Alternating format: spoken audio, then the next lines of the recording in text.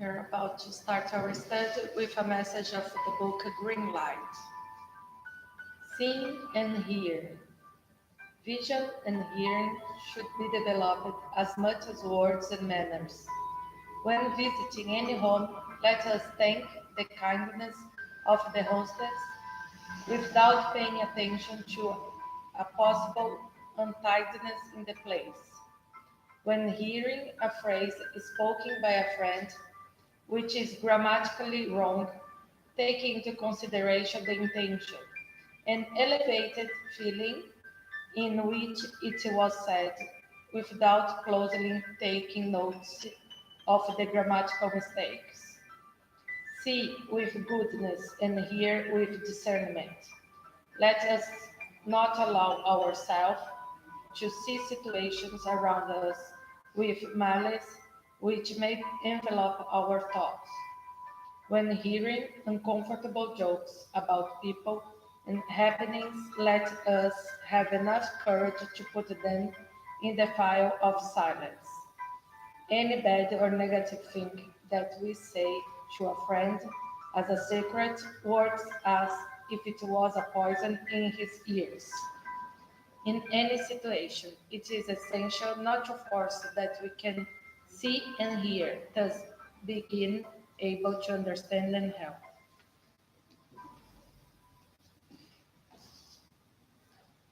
Yes, we are about to start our study today in this loving ambient prepared by the enlightened spirits who have been here before us, preparing this ambient in a loving, dedicated way, serving Jesus in helping humanity, ourselves and all of those in the spirit, as brothers and sisters in humanity, learners of the divine and universal laws that we all are. Grant this possibility, unique in our existences, to reflect in a deeper way about who we are, what we are doing on earth, what is the purpose of our living, where we are going when our time ceases on earth as immortal beings, understanding that we are all loving beings in essence, in the way, in the pathway of growth. Every moment, every second is important for every each one of us to choose to promote us spiritually, to choose to develop our spiritual intelligence so that we understand life from a broader perspective, that we find meaning for our existences, that we feel happy as learners as we are, cooperating towards the betterment of humanity in our families, in our society, in our communities, in our workplace. And understanding that a lot of dear friends in spirit already worked hard for us to be here. Now being our turn, let's unite our thoughts and hearts and think in a loving way with all of those who may be suffering for any kind, that we may wish them well, wishing them peace in their hearts and minds, certain that everyone everywhere is assisted by the good beings, is blessed by the guide of humanity, Jesus. And in his name, as we find ourselves united and guided, we start our study today. So be it.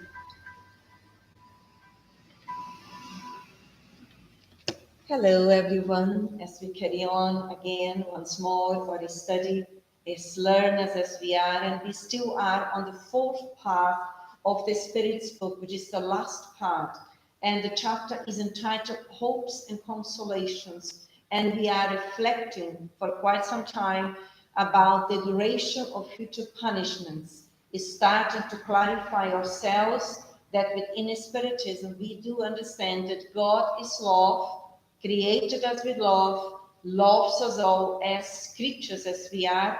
Punishments translates into learnings, into new opportunities for us to learn what we weren't able in the previous moment, in the previous existence. And in that way, we carry on today on the question 1009, which is a very long question, which is answered by different spirits. First, the Enlightened Spirits. Later on, we went through reflecting on the teachings of St. Augustine. Then we went through reflecting about Lamenites. Then we went through reflecting about Plato. Then we went through reflecting about, I think is Socrates, I'm not quite sure, I think it is. And then we went through also, which we started last week, Paul, the Apostle, and St. Augustine, which we are already reflecting on. Just to bear in mind what the question is so that we can all carry on developing. The question is, still is, that the punishment imposed are never eternal. That is important to see why so many enlightened spirits are bringing their knowledge to answer such a short question.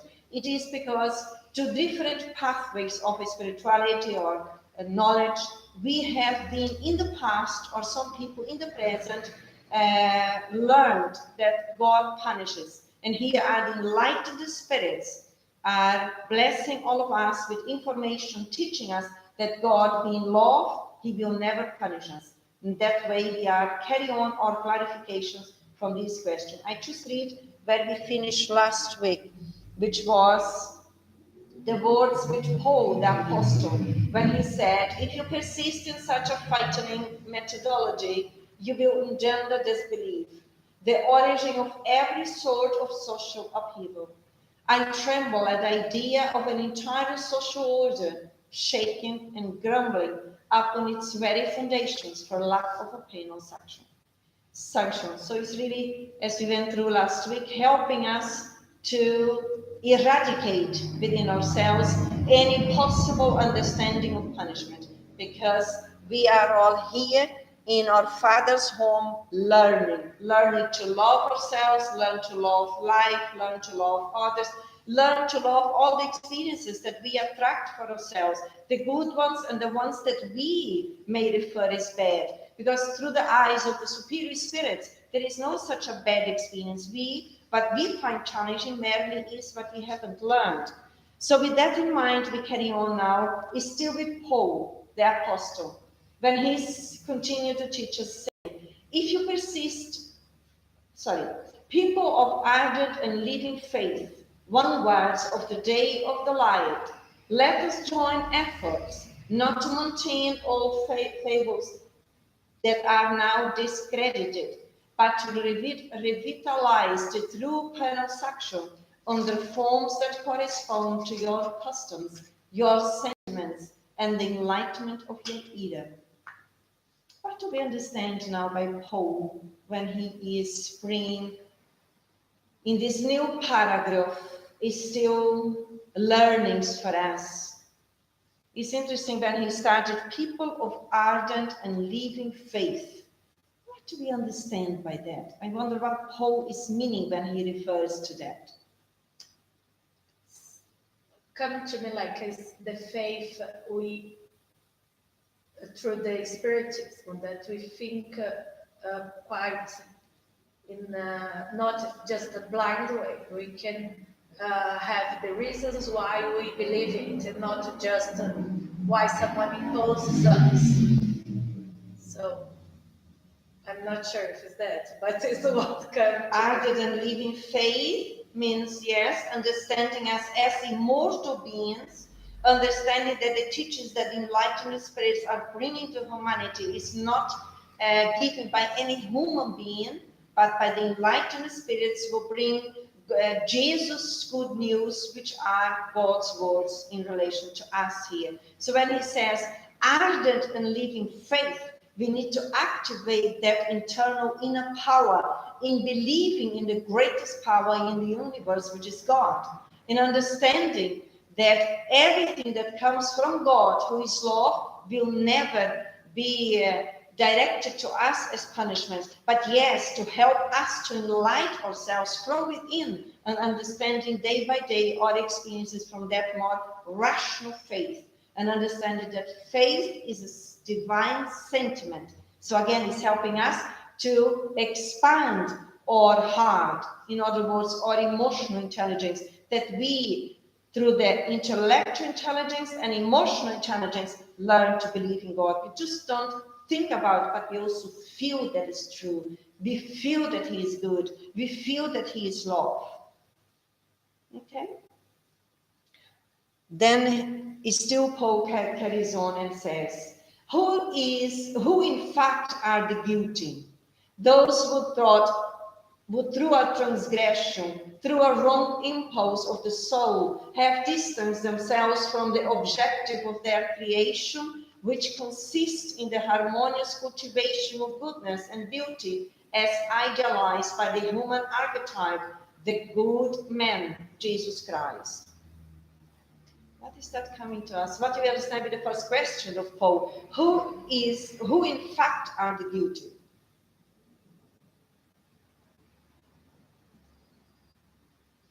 Remember when we go through the previous one, he was telling about, yes, about this penal sanctions. So who are the real guilty ones, he is asking now. I think he's challenging us. I think he is challenging us as immortal beings who are temporary in the flesh in relation to our human values, perhaps, or the values that we conquered and learned so far. Who in fact are the guilty? Those who through a transgression, through a wrong impulse of the soul, have distanced themselves from the objective of their creation, which consists in the harmonious cultivation of goodness and beauty as idealized by the human archetype. So what do we understand about guilty? How do we understand guilt under God's laws or universal laws? Guilt, I think, when we think about guilt now, is like taking responsibilities, and not the guilt that we feel through other religions, that we need to purify ourselves through punishments, and the punishments not as experience. So I think what he come to say to us is challenged, because when I think who in fact are the guilty, I think the other existence come to my mind, the other existence that we come through, and we did a lot of wrongs. So we come now to the good. So it's just kind of, if you don't think well, you can get mixed up. Okay. I wonder if it's that, and also because before, in a paragraph before, he said, let us join efforts not to maintain old fables that are now discredited. Which fables are we referring here? Heaven and hell. Heaven and hell, punishment, eternal suffering, burning fire. Yes, this fire. Then he carries on. Your sentiments and the enlightenment of a new era. The new era is exactly what we are now ready to face, to understand. So, rightly you said, there is no one is guilty, because we don't believe in guilt. We do believe that people we are irresponsible. When we are the ones who transgress or do wrong from the soul, from the spirit level onwards, we are distancing ourselves from the harmonious cultivation of goodness. And the beauty as idealized by the human archetype is very so philosophical, what Paul is saying here. He is very profound. Idealized by the human archetype, which he calls the the good man, Jesus Christ, which is really the master and guide of humanity on earth. So the responsible ones who do wrong could also, and certainly are included, because we all did mistakes in the past. We still do mistakes in the present. We still will do mistakes in the future as learners. But will change now gradually, that we freely choose not to do the wrong intentionally through pride and selfishness. We are avoiding that because we are understanding the law of cause and effect, and we are choosing to promote us spiritually. And in that way, we also become more in harmony within, in cultivating goodness, Because when we learn to do good, to cultivate good, the first to benefit is ourselves. Yeah? Anything else? No? I think you said everything was quite profound. Now it's a bit bigger than this one. Now he carries on. He still carries on challenging us. What is punishment? How it goes straight. In case you haven't understand what I previously said, children of God, I will go back with an extra fraction. What is punishment? It is the natural consequence of that wrong impulse, the amount of pain necessary to dissuade the guilty from wrongdoing through the trials of suffering. Let's explore after that. How could we now develop that? How, according to our own understanding, our own words, how could we translate that, which could also help others? I think he is explaining the law of cause and effect in a way that for us is easier to understand, because he said it's natural consequence. It's nothing that is imposed to us as we believe in the past, that punishment was the way that God put us in the right way, but he was punishing us. And now we know that it is not God.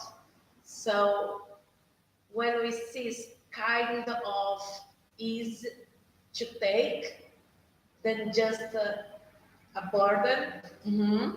So natural consequence. So if we start doing right instead of just doing wrong, the pain gonna be less as well. So make more sense to me. Yeah, yes. And I want to go ahead there when you said it is the natural consequence of that wrong impulse. What do you understand about here natural consequence? I think natural laws, the laws of God.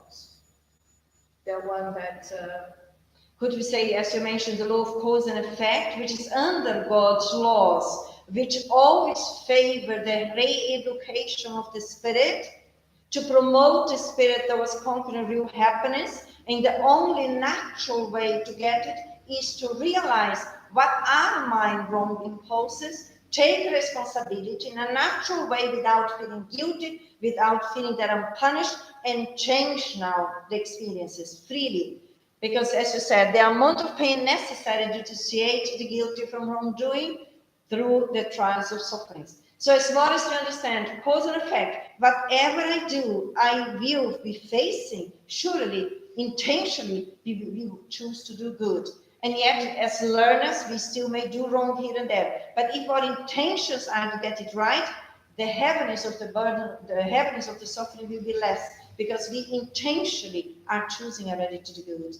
Is that making sense? Yeah. Anything else in this first place? No?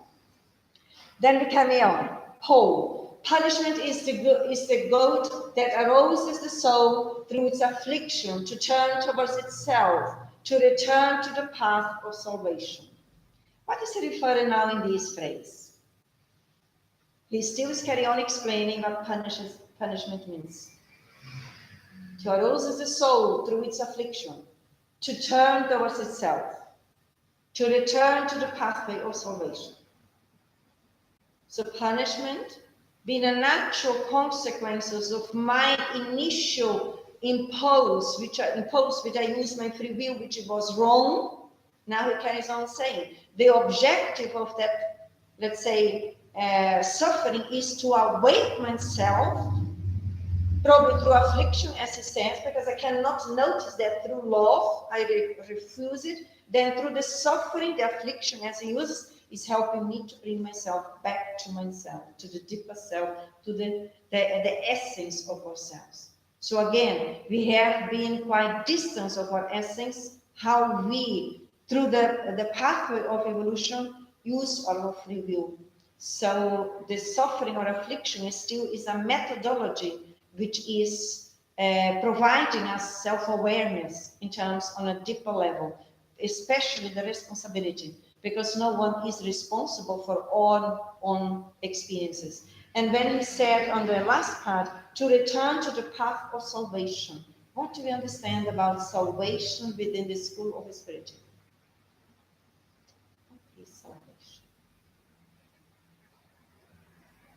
For me, salvation comes first I can connect to Jesus because we always said that he was come for saving us, but also the path of evolution. So to evolve in to be a good spirit or enlightened ones that's far away, but it's just the path that we need to go. Yes, to the path of salvation. Could we also reframe it to the path, to return to the path of education?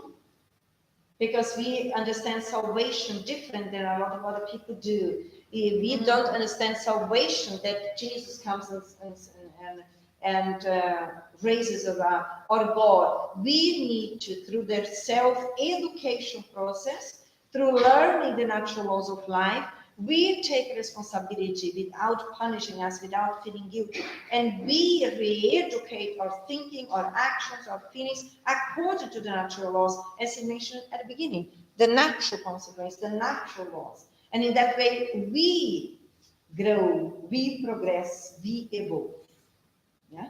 That again, here what Paul is telling us, he's transferring the responsibility back to us, which means transferring the power back to us for us to take the initiative in any moment to do something. We need to be active in life. Otherwise, we are not growing, we are not learning. And then the last phrase he says, the objective of punishment is none other than rehabilitation and redemption. Wanting punishment to be eternal for a wrong which is not eternal is to deprive it of its reason to exist. It's very profound, his reasoning here, isn't it?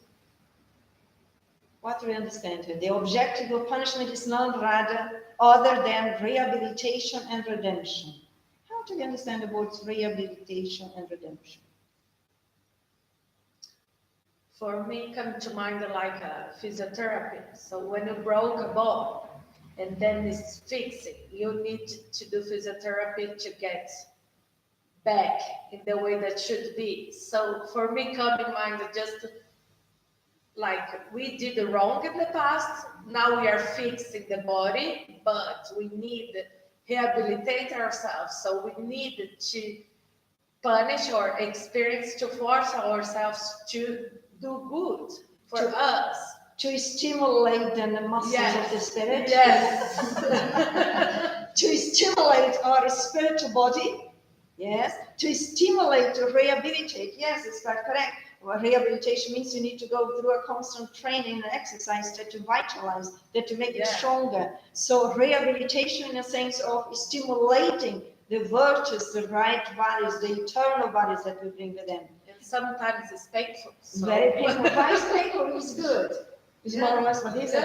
Why is painful is good? Because something you're not using. So you start to using, get back to use again is quite painful. So you need to move. So okay. What kind of muscle do we need to move which is painful? I mean muscle, psychological, emotional. I don't mean physical. Which kind of psychological, emotional muscle do we need to exercise and stimulate and is painful? Start to be humble. Okay, so humbleness. And why is that painful? Because we are habituated to be so proud. And it's kind of, I don't know, it's the muscle of humbleness. Because the pride and selfishness make our muscle rigid. Yes. Yes, you know when you go in the gym after a year or never go, and then you go suddenly the next day, oh my God, I cannot walk. It's all painful. Here, because through pride and selfishness, our muscle on the ego level is very tight, very hard, very rigid. Now, when we start to stimulate the muscle of humbleness on the self level onwards, that causes pain to the ego because it was never challenged. Which other kind of muscle? For sure, we all still need to exercise, to stimulate and rehabilitate ourselves with. Like Forgiveness. And why is that difficult? Because we have the hate, or you always think you're right, and why should I forgive someone else? So again, through pride and selfishness, which we cultivated using our free will throughout centuries and centuries, is not how we have been created by God. And then in that way, now we still on the unconscious mind or the perispiritual memory from the previous existence, we still may bring on the emotional level hate, vengeance, what else is there? Anger, and all of these we need to detox ourselves, to rehabilitate ourselves now that we have new opportunities and new choices, new ways of thinking. So forgiveness for sure. Forgive ourselves because we did mistakes, but whatever we did, God does not give us reasons to feel guilty. The guilt is the guilty conscience in relation to God's laws who are already within, but never comes from God. But as more as we train self-forgiveness, we are also more flexible and more at ease to forgive others. But if we don't forgive ourselves, if we are very critical, we find it also difficult then to offer that to somebody else. Any other example that we still need to rehabilitate? Are we lazy? No, people outside. Are people outside lazy? Yeah. Yes. Why are we lazy? If the universal law is love and love is movement, why are we choosing to be lazy? Because we have been lazy for. But why did we choose to be lazy? Why? Because it's easier. Why is it easier if it's not in favor of the natural law? It's easier for the inner child, yes, the rebellious being, who doesn't want to make effort to promote, who just wants to be there and have pleasure as a little child. And everyone comes to me and serves me, yeah? I think it's easier because it's not have been painful enough. Yeah. Because what Paul's come to us and say on this bit is that the punishment it just make you go to the right way. So if you are lazy, it's not, we cannot get the punishment enough. We could say like that, Barbara. If I am an immortal being who have been lazy in the previous existences, so I bring that pattern with me, and I still may be very lazy in this existence, can I feel relatively happy? Yeah. Yes, relatively, yes. Why relatively? Why relatively? Yeah. Because as more egocentric I am, I may feel good in that state. I don't do anything, I'm lazy, I'm passive instead of being active. But that is an illusion from the ego state of mind. Because as a mortal being, that doesn't correspond to the natural laws. And then I may sooner or later, if not in this existence, in the next ones, because we are not mortal, we are immortal, then I may start to feel the uncomfortableness, which is the afflictions and sufferings for me not using the time wisely according to God's will. But will that happen suddenly? Will I wake up suddenly? Suddenly start to move? No. If I have been centuries in laziness and procrastination?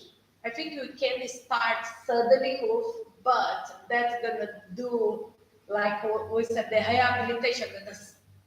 Will be painful. Yeah, The really muscle painful. is rigid. Yeah. Yeah. So is the chance to get back to laziness is easier. Yes, it's much easier. So I think it's So when you to said be constant. it's painful, I reminded that, I don't know if I can translate it from Portuguese, it's almost like the dog was lying there and someone goes by and the dog was crying and the man asked, but why is this dog crying so much? And the other said, well, because he is lying on the top of nails. And the other said, but why is he not standing up and move? If it's painful. And the other guy said, because the pain is not enough for him to stand up and move. That is exactly how we sometimes, we are lazy for centuries, we are not obeying God's wills, and then the consequences come to us, then we are like babies crying, but we find it difficult to move. Is that making sense? Yeah, I love the way you say baby crying because sometimes they're just like babies. Like babies. The Superior Spirits say, we are like children. We're babies. just crying We for don't God. understand the reason of life and things. Instead of being blessed and moving and activating, instead of making efforts that we break through the old habits and free ourselves, we really feel pleasure in being in that babyish state of mind, which is false. It just causes more pain because we are reinforcing old patterns instead of in the present to break free from them or at least make efforts. So we build more suffering. We build, yes. We accumulate the rigidity that we already carry from the procrastination, from the laziness, from the irresponsibility. We just intensify that. It's not nice. It's not nice to move in that way. Because really the way that we move forward, take responsibility, stand up, move, move, move. And that is not transgressing our limitations, but surely going beyond where we are. And that, as you said, is much easier to go back in the victim position, babyish style, instead of me then train my mind. Because we need to understand, we are not the bodies. We are immortal beings who are essentially psychological and emotional beings. And through the pathway of evolution, we need to learn that the mind has ascendance over the body. So far, we still are allowing the body to have ascendance over us. That shows how much matter we still are. Is that making sense? So making efforts on a daily basis so that we potentialize ourselves as psychic beings as we are, so that we have commands over our physicality. Yeah? Is that making sense? Okay, we went to the end here, wasn't it? Now, Paul is still Paul. We carry on. Surely he has plenty to teach us. Tamara, would you like to read it for us, please? Truly I say to you, stop comparing eternity in terms of the good, which is the essence of the Creator, with evil, which is the essence of the creature, and an approach that ends up creating unjustifiable penalties rather affirm the gradual diminution of punishments and penalties through successive reincarnations, and you will consecrate divine unit through reason and sentiment. Okay, let's look at gradually. Truly I say to you, stop comparing eternity in terms of the good, which is the essence of the Creator, with evil, which is the essence of the creature. An approach that ends up creating unjustifiable penalties. How do we translate now this phrase of Paul's words? I think come back for the question that is punishment can be eternal.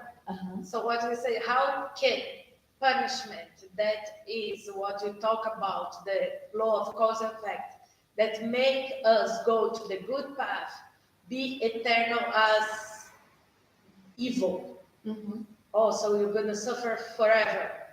How the God that is good, that is love, can do something like that? So why are we keeping trying to relate God to something that we create? So how are we referring to God within our limited references scriptures? Is that what he's trying to say? How did you understand it? Well, the phrase I understood like, he's saying, yeah, so the good, the eternity, which is the good, which is the sense of the Creator, and comparing with the evil, which is like, is what kind of we call what make we, do the wrong things and then we get punished to do right. So, which is like the sense of the creature, which is us. So, which is our mistakes, which is the opposite of God's path. So, calling the opposite of God's path evil. So, how can you compare that? Because God is eternal, is eternity, but nothing else it is. Could I say, how do we dare to compare our lack of love with the unconditional love of God? Would it be that? And to compare the creature with the creator, because that's our problem. Yeah. We want to be like the creator. We don't accept. We think we are God, and that's our problem. That's why we are so little comparing. I'm saying like comparing the whole creation of God, because we are so limited and everything. So yeah. So how did we end up to be in that situation? If we all have been created simple and ignorant by God, how are we now in a position where we, in our insignificance, and I say it with respect, think that we are the all powerful in the world? Because we went against the law, the God's law. But in which way did we do that?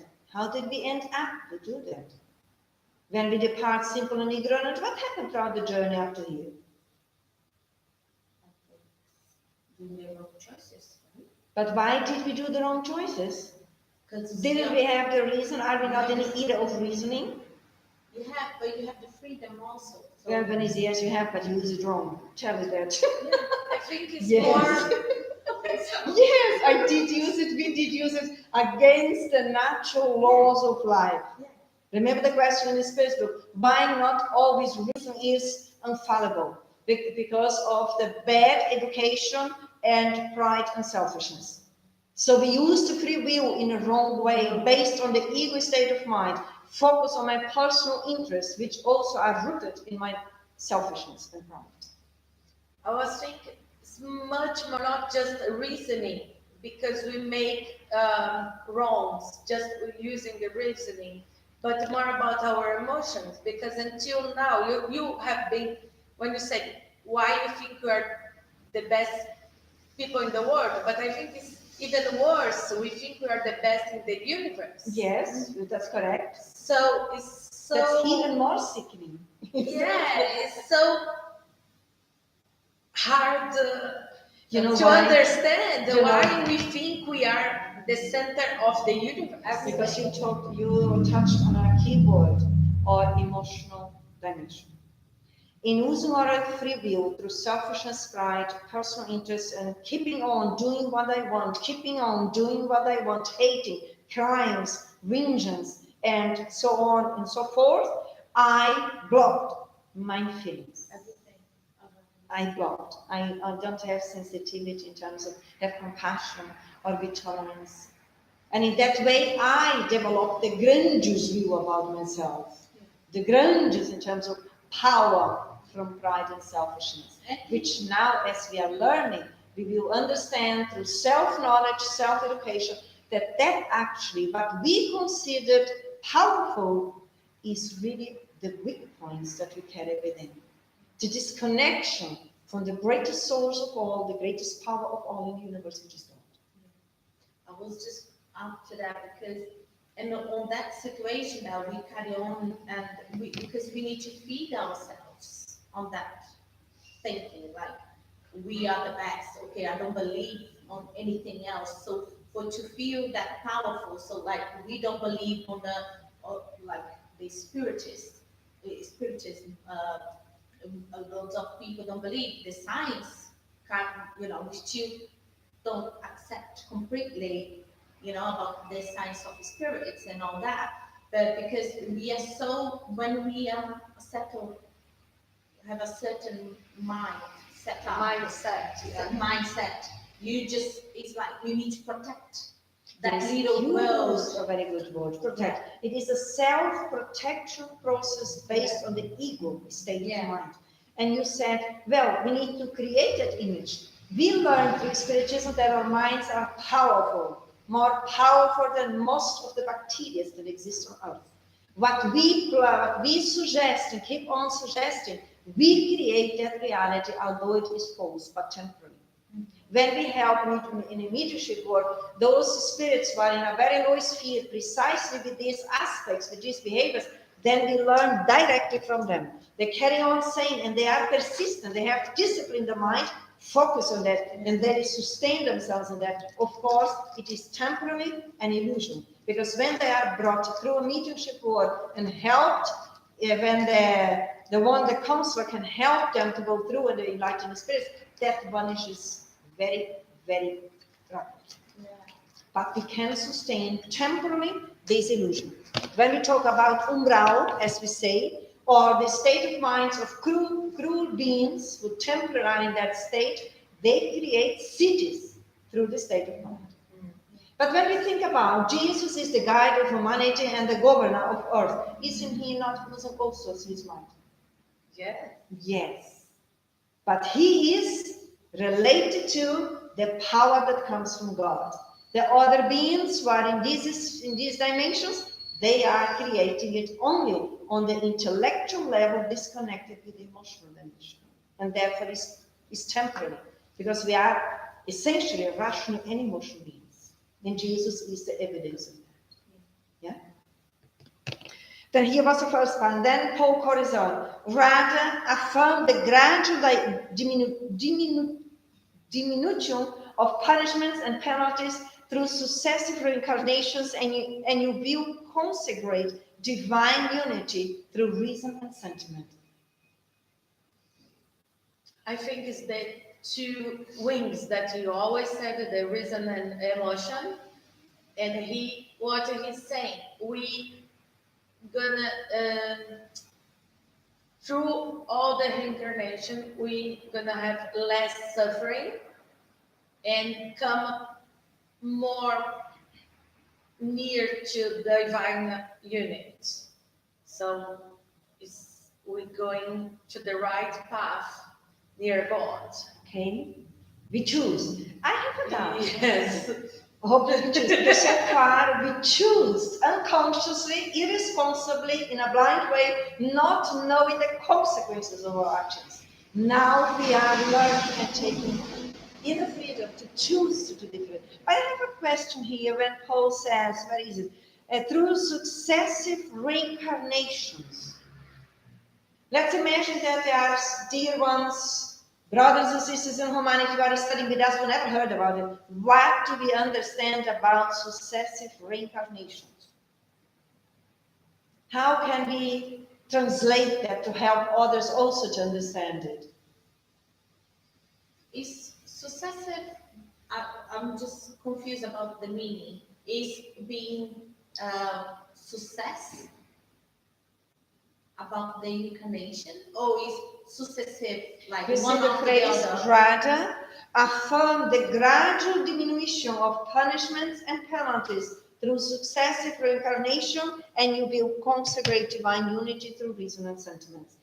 Are we talking here, for those who never studied and are hearing for the first time, are we referring to the law of reincarnation? Yes. What is the law of reincarnation for those who never heard about it? How could we explain it? We are spiritists, aren't we? That we are immortal spirits and we come to earth to fixate our learnings through experience that we choose to go through. Okay. It's Who true. else? It's true. Who else? Tamara. Everyone needs to know, everyone needs to say it. We need to, yes, to learn to explain. Reincarnations are, so we are immortal spirits, and when we have not succeeded in this reincarnation, when we go back to our world, the spiritual world, we have a whole check of what you have done, if you went on the good path or if you chose the opposite, and whatever the opposite you chose, which is against God's law, you have a chance to redo it and do it correctly. So you study, you go through that, what you can do, what can happen, what would be the best way, and you are willing to do better, and you born again in this earth to try to do the trial again, and again you have a plan kind of set up, but you still have your freedom of choice. And once you're here, you might not choose what you chose while you was on the spiritual world. And so then on. So if you won't reach the God's path while you are incarnated on this earth, you might be able to go back and redo it until you find the way. Okay. And I will also say my version. Yeah. Yes. We all put different words which can help others Yes. to understand it differently. Yeah. Because I'm also aware of the bigger picture. So the law, the successive reincarnations refers to the law of reincarnation, which is a law of evolution based on the immortality of the soul. That means that we are not a physical body. We don't have only this existence. We are immortal beings who come and go from the spiritual world to earth, back again through different new bodies, but the same spirit. We don't change our essence. We are the same beings who are evolving through different new existences that we can expand our knowledge, can expand and redo our lessons, free ourselves from the wrongs that we did.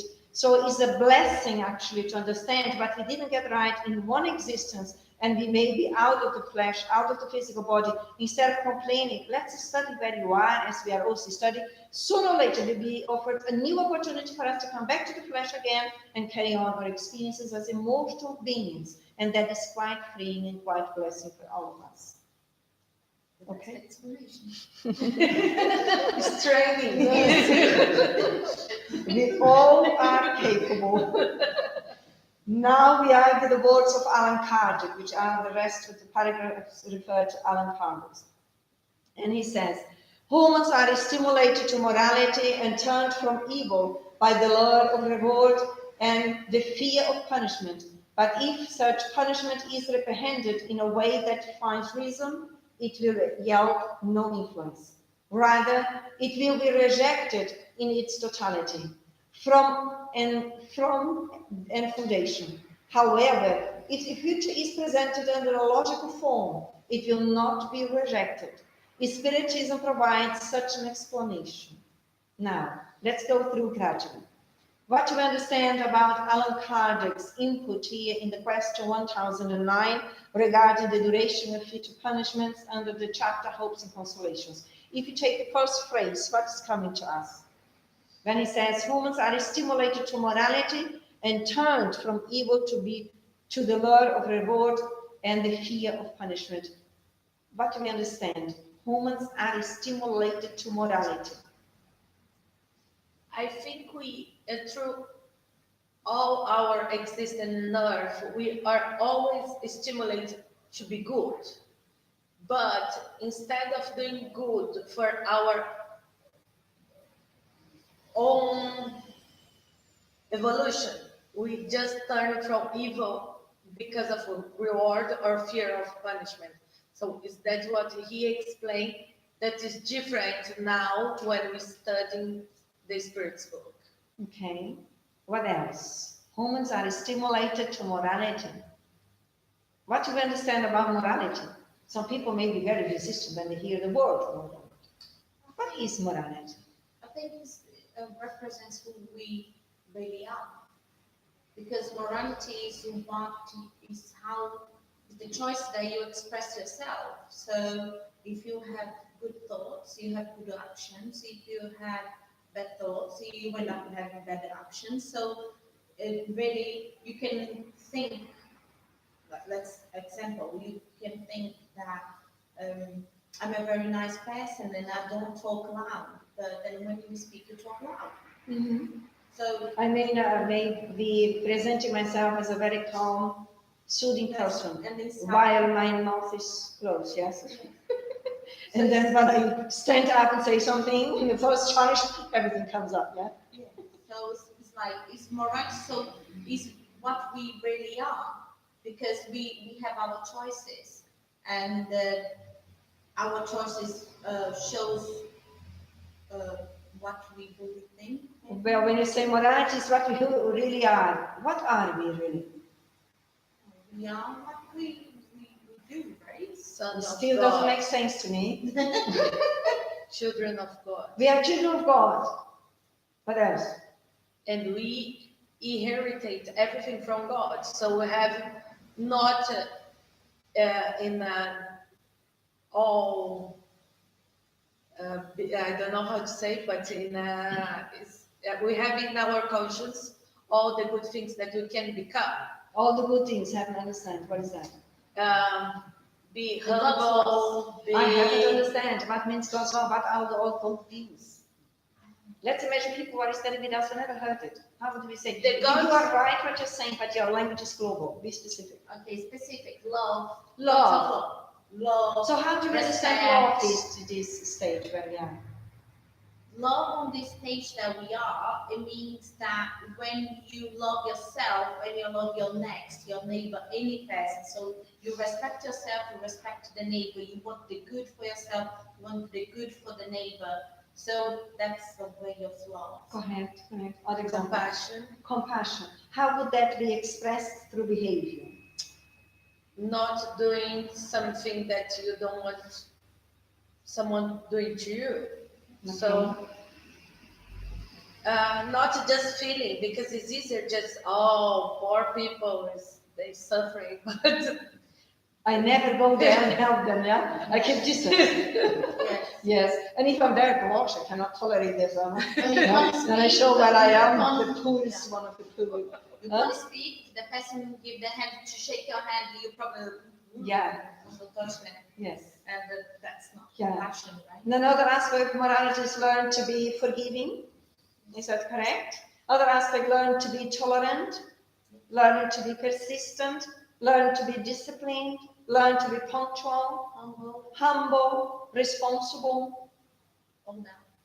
All of them. All of them is God's love. Yes, right? all of that is, let's say, under the package of morality, which in summary means all the virtues that we are through the law of reincarnation, being a process of re-education, we are all stimulating them from within us. Because as we learn within Spiritism, the education that the enlightened spirits are teaching to humanity has nothing to do from the outside inwards, it is inside outwards. These studies are helping us to think for ourselves, to activate that inner power, spiritually speaking, as divine beings as we are, think for ourselves, no longer on the selfish level onwards, but from the loving level onwards, from the higher self. And then Allan Kardec carry on. Rather, it will be rejected in its totality from the foundation. However, if the future is presented under a logical form, it will not be rejected. Spiritism provides such an explanation. What comes to our minds towards the end of those last phrases? for me it came like Spiritism came to present the God's law, why you need to do good, to have all these virtues as a morality. Not because you have to, but because you choose in a logical way. It's to the real happiness. So it's not, We are not obliged. yes, and not looking for reward in earth or material reward. And not even looking for reward even in the spiritual world, because we have to do good, but not because we are obliged, but for, Because it's part of the natural law. we choose to do good, to not suffer more. Precisely. As the natural law is love, as the first invitation for all of us to learn is through love, as we are learning, we will free the marks that we learn to paint. Because that is an option. But we can choose not to. We can alleviate that through the different existences, through the different reincarnations, to choose in this time onwards to do what God's will is and not what I want to do. So it's really to train our willpower according to the willpower of God. Because God created us simple and ignorant with all the laws within us in order for us to, let's say, stimulate us, empower us that we are in charge of our destinies. We bring within those resources. We just need to learn to stimulate. But it's nothing to do with the power of the blind and the evil. The power is love. When we want to eradicate our learnings or diminish our learnings through suffering pain, we need to learn to love. And not because I have to. To be independent. Yes. Or doing what I came to do in each existence. Because all existences have been programmed, as Tamara said previously, in the spiritual world. There we use to review responsible. But a majority of us here, we are not using it responsibly. We will come back and we do everything on the opposite again. But when we act according to what we agreed, then we are already learning true love. Although we have challenges, but we don't need to go through the heavy pains because we are now surrounding ourselves with love, which is love. And we actualize our thinking, which in the previous existences and the craziness of our illusion, we thought we would be weak in submitting ourselves to God's will, which we did. Now we understand that submitting ourselves to God's will, that brings inner peace, that alleviates our hearts, that alleviates our consciousness, that helps us to go and work and progress in a lighter way. And even when we face challenging moments, which is still are so natural for all of us, with the heart lighter, with more resignation, the experiences are lighter to undergo. Because the difficulties are resistance that we put in them. Is that making sense? Yeah, it's just kind of like a movie in my mind because how I talked to myself like in 2 years ago I was coming in a way that everything was so hard. I was suffering a lot, and not because I have harder challenge. I have much harder challenge now, but so much easier now because I choose to go through what God wants from me and not what I want. It becomes harder and harder if you go in. We can rebel, we can feel happy, relative, as I said previously. But usually when we go downhill, we are laughing. And later on, we cry when we need to go up. That is not wise to do it. But when you said resistances, that comes back what we reflected previously. The resistances is the rigidity of my spiritual muscle. You agree? This is why it's so painful. But when we flexibilize now as a free choice, and then the resistance diminish, then we stimulate the spiritual muscle, which flexibilizes us. Okay. Did we go to the end here? Okay. And then go through the next one. It still is by Allan Kardec. The doctrine of eternal punishment in its absolute sense makes the Supreme Being an incapable God. Would it be logical to say that a king is a very good, very benevolent, and very indulgent, that he only wants the happiness of all around him, but that he is at the same time jealous, vindictive, inflexible, severe, and that he punishes 3/4 of his subjects with the maximum penalty for any offense or infraction of his laws, even when they have broken with them without having been aware of them? Would that not be a contradiction? How could God be less than what a human would be? How is that coming to us? It's really helping all of us, incarnates and disincarnates, to challenge our hearts and minds based on our previous belief systems and concepts to actualize them.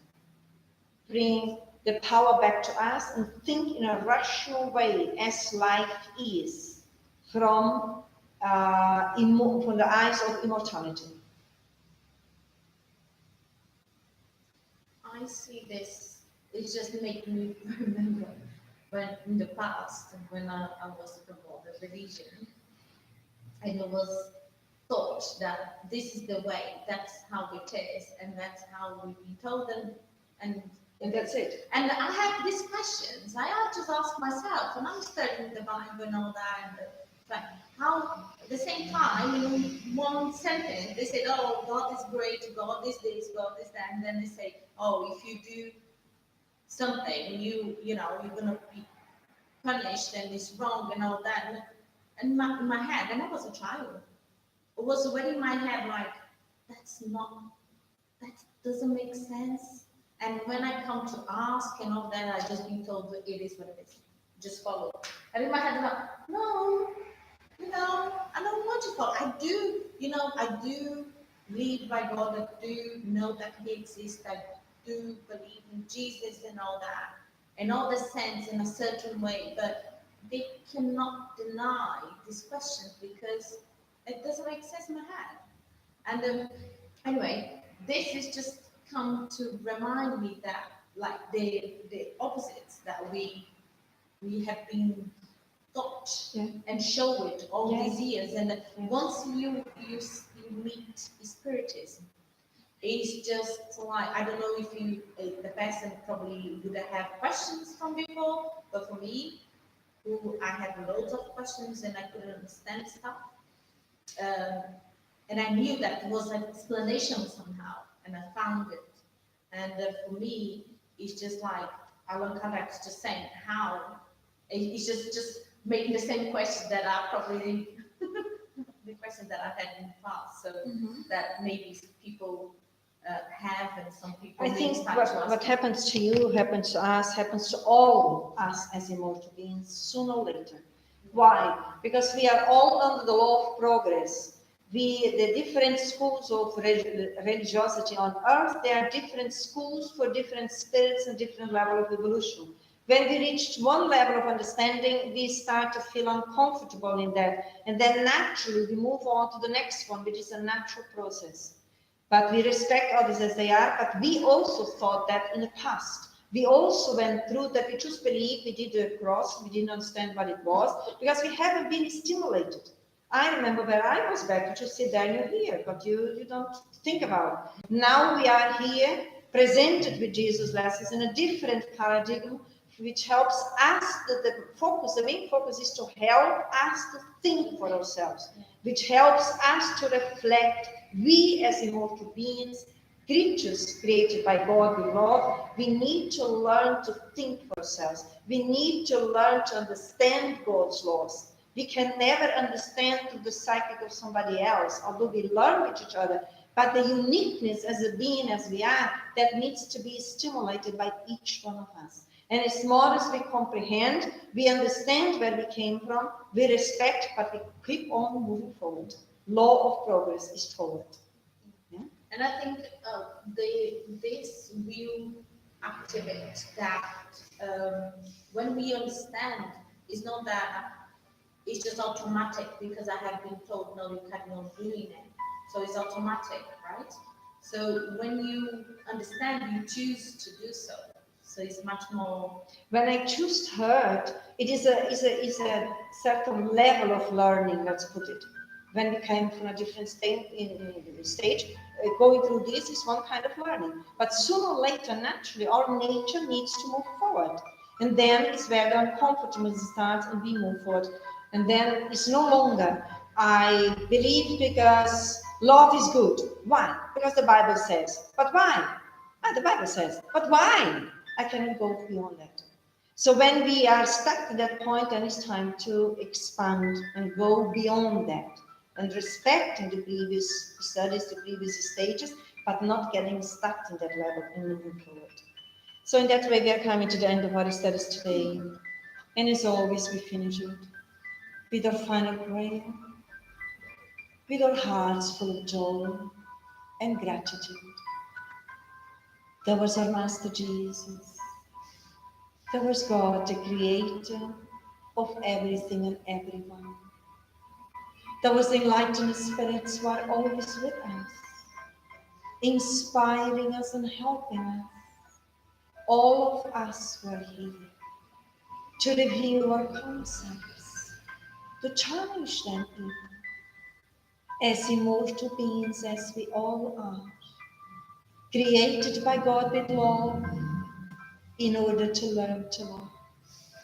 The greatest power in the universe is the love that comes from God, who guides every and each one of us within the laws of evolution, the laws of progress, through the law of reincarnation. Our gratitude for these Spiritist centers in our existences, for the benefactors who are always with us, for our family members, our gratitude for our reincarnation, for our jobs, our experiences, The good ones and all of those experiences that we may say they are bad, but we do understand gradually. Probably we asked them. They are blessings, empowering us to learn to love us, to love God, to love our brothers and sisters in humanity. Jesus, with the blessings of your unconditional love, involve us all with your tenderness, with your gentleness, and with your peace, today and always. So be it.